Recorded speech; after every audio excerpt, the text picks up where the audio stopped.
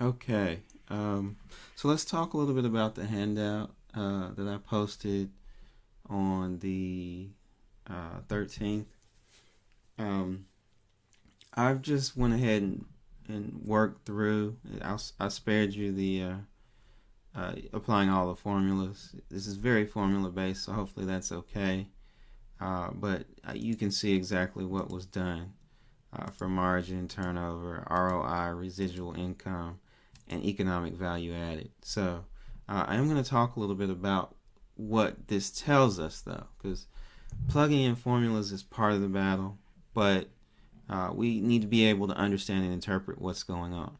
All right, so we have two divisions, and we're comparing.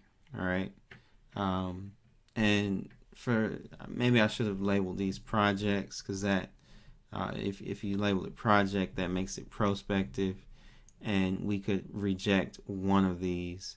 But anyway, let's look at the numbers. All right, margin.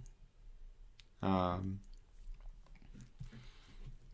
so Division A has a higher margin, which means the range between what goods cost and what goods sell for is wider.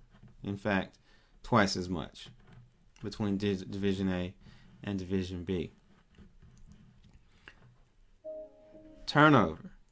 Well, turnover tells us that Division B is actually using its assets more efficiently to generate revenue because it turns its average assets 1.5 times as compared to 1.25 times for Division A. But Division A has more assets, right? So return on investment, Division A is the better return since margin and turnover collectively give us return on investment. And we see 25% return in Division A versus 15% in Division B. All right. Now, when we get to the more complex metrics, this is where it gets interesting, right? Because when we look at residual income, this positive number for Division A, but it's negative for Division B, all right?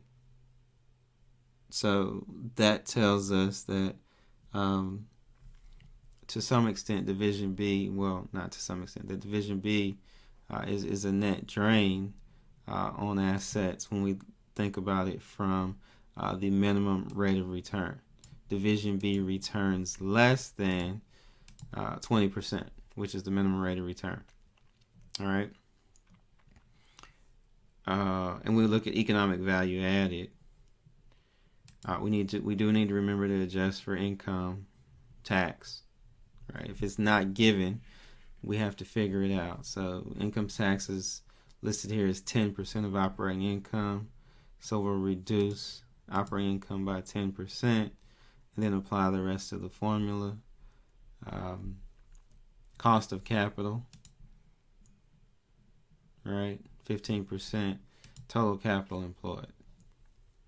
And in this problem, we can just use total assets because it didn't give us a different cost of capital, so we'll just use total assets. Average assets. And we get 24,000 for Division A and on negative 3,000 for Division B. All right, which is not a good metric. So when comparing these two, Division A is a much better. It's adding to the bottom line from an economic standpoint, where Division B is a net drain from an economic standpoint. Okay,